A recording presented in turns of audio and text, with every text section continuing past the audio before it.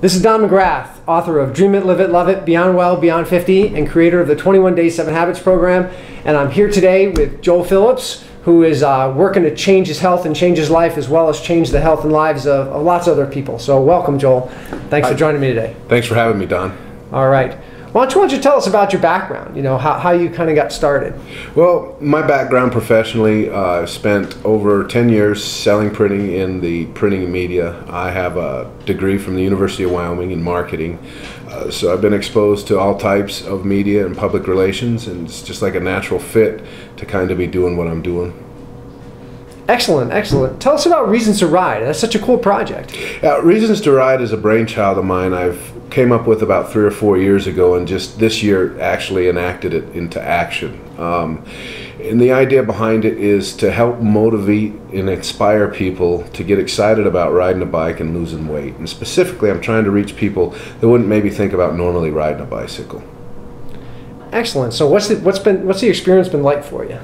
Well, personally, I've lost about 30 pounds since May 1st, so that's been real positive for me. I, in fact, had goals and aspirations to summit Quandary Peak last weekend. Made it to about 13,500 feet. I climb a little slow, and the weather kind of was threatening when we got near the summit, so we decided to play it safe and head back down. But overall, what it's allowed me to do is just open my world back up again to the dreams and excitement that I used to see through the eyes of a 12 or 13-year-old. Well, that's excellent. I bet it's just fun to tap into that, have the wind go by you, and the smells and the things you get to see kind of remind you probably a lot of being a kid and the joys you had from when you did that, right? Memory is one of my largest assets, I think, and I have great recall, and doing that, engaging myself in that matter, really brings back memories and thoughts, even smells and tastes from when I was a little kid, and it's been really powerful for me to maintain a regiment and keep on a track. I get discouraged and feel like my efforts aren't worthwhile, but I get back on my bike again, and I realize, that's not going to happen overnight. You just got to, like getting up a big hill, you got to keep pedaling. That's right. It's all about keeping at it, and sometimes you backslide. You fall off the wagon a little bit, or you don't do something you should. Well, there's no rearview mirror, right? No rearview mirror, nothing but forward. Right. I like to say, every once in a while I'll put my best foot forward, and if I fall flat on my face, well, I got another foot. That's excellent. I always like the fall down 7 times, get up 8. Exactly. Just keep on it. So what's been the thing that surprised you most about the journey you've been on? I think what surprised me most is the support I'm getting, not only locally but really worldwide. I've got followers in Tibet. Gentleman over there that actually runs a mountain bike outfitters that rides through the mountains in the Himalayas, as well as Canada and the UK, and all throughout the United States. Most of them are serious avid cyclists, a couple real professional cyclists, and a few, probably fewer than I would like, are people that are in the same situation I am, that need to lose some weight, have done it in the past only to gain it back, and then are trying to make a complete lifestyle change. The encouragement that I get from the healthy people, and the fact that the unhealthy people, I guess would be a way to put it, for a better lack of words right now, that I motivate them, and how fast that has happened has really surprised me. Wow, that's fantastic. One of the reasons I think you and I have connected and really resonated is, I very much am trying to have people connect with their instinct to play and the joy of movement. And I think that's one of the ways that you encourage people to, that's a reason to ride, is just for the pure joy of it. Right. Don't get me wrong. I don't want anybody to think that I'm a cyclist. I'm very opposite of what a cyclist is. I don't like to get on a bike to go for a bike ride, but I like to ride my bike to live my life. And I realize that there's a lot of things I can do in riding my bike. It's like when we were kids.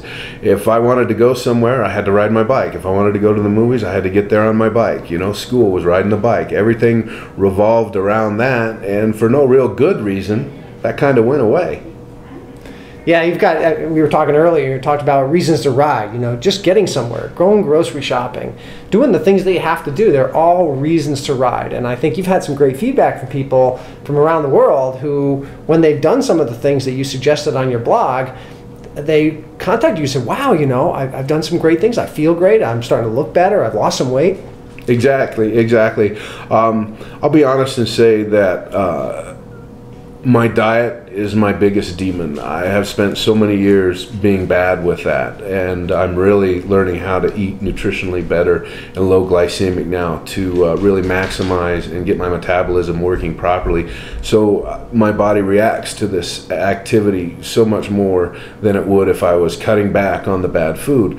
And initially, how I started that was, I'm gonna ride my bike to the grocery store, and that's how I'm gonna get my groceries. And you wouldn't be surprised how well that worked. The crap I didn't buy because I didn't want to have to put it on my bike. One, I didn't have the room for it, and two, the weight. I'm a big enough guy already. I don't want to have to carry around an extra 50 pounds if I don't have to. And I'll tell you what, when you're buying crap like soda and ice cream and potato chips and different stuff like that, and the cheeses, it adds up weight-wise and money-wise. And so kind of by default, I started eating a little healthier because I found that the better food is for you, the less room it's going to take up and the less it's going to weigh. So just with that change in my diet, I was able to lose close to 30 pounds. Now, it didn't stay off, unfortunately, because I hadn't really changed any solid eating habits. I was still once in a while ordering a pizza, or I'd still once in a while sneak out and have a hamburger because of my body was just learned to condition and crave for the carbohydrates that those produced, and worked on with a coach, nutrition coach, to help move me beyond that. And now I'm able to regulate my metabolism, and I know when my body wants something to eat, and I know what it wants to eat, and it's now wanting food that's good for it because I'm exercising. So it needs those vitamin and minerals. It takes no energy to sit on a couch and eat a pizza and watch TV. But to climb a 14,000 foot mountain, you better have a little bit in you more than that. Right. Yeah, you said something really interesting which resonates with me. I put together this 21 Day 7 Habits program, which is really built upon taking a big challenge, a big problem like sleeping better, eating better, just being healthier, and breaks it down into small pieces and breaks it down to very simple things. So you're talking about taking some of the lessons from the 21 Day 7 Habits and trying to incorporate in some of the things that you're doing. And I really think that's important to be able to develop those healthy eating habits, healthy sleep habits. They all layer on top of one another. So I'm interested to get some of your feedback. Yeah, I'm excited to give that. That's one thing that I found for sure is we're the result of our choices, good, bad, or indifferent. As a big person, when I looked around me, I stepped kind of outside of the box that I was in, and take a look what in my environment was helping me be who I was, which was a lazy fat person. So premium cable TV channel, right? Utility drawer in the kitchen full of delivery and carry out coupons and offers and different things like that. All these movies on DVDs and everything. My lifestyle was set up just for who I was. So a quick way to stop that was eliminate the cable TV. I held on to the internet part of it, but now rather than coming home from a long day and sitting down and getting sucked into a movie for 2 or 4 hours, my wife and I will get out and go do something. Usually go for a bike ride or take our dog for a walk. Enjoy the nature that's around us. I've been really surprised this year with all the different types of wildlife we've been able to see just in our own neighborhood.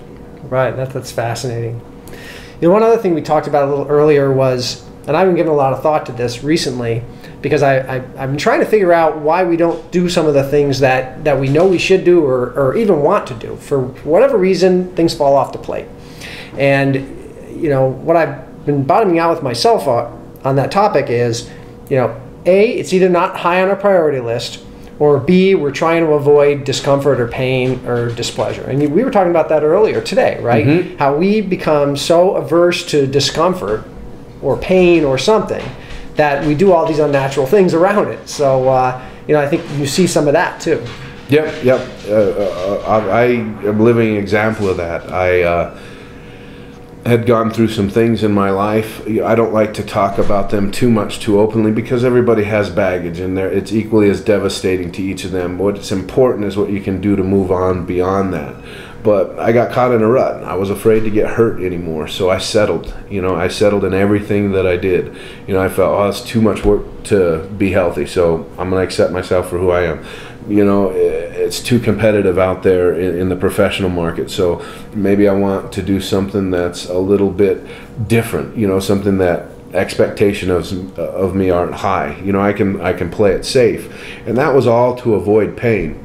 When I got back on my bicycle again, I mentioned it before, like to see the world through the eyes of a 12 or 13-year-old. And if you remember when you were 12 at the top of a ski hill, maybe for the first time, you went bombing down it and you crashed, and it didn't matter because that didn't hurt that bad. You got back up and you went on, right? Well, as you get older in life, you're not going to do that because that hurts, right? So that's why I think I quit dreaming and started settling, because I got afraid that when I went for my dreams, I was going to get hurt somehow, and I was tired of picking myself up from that. So I decided to settle, but getting on the bike has literally changed my life because it gave me that back, and that is a feeling and a power that I wish I could bottle and sell, but I can't. So I'm just going to try to talk about it. Well, I love that you're doing this for yourself. I love it even more that you're getting out there and inspiring other people to do things. So, if you had to give if you encourage people to do just one thing only, what would you encourage them to do? At least twice a week, get on their bike and ride for 10 minutes, 15 minutes ideally, just to see what that does for you. Just to give you that sense of accomplishment that you did something. Because riding a bike, it takes some effort, and it's fun though, but it's really mind-opening. You just have to take my word for it. All right. Well, excellent, Joel. I really think this was great. You were able to connect with some of the people who've been watching what I've been doing. I thought you'd be a great example to kind of plug people into. I love what you're doing with Reasons to Ride, and I look forward to working together in the future. And so this is Don McGrath and Joel Phillips wishing you an inspired and blessed day, week, month, year. Get out there and do stuff. All right. Bye-bye.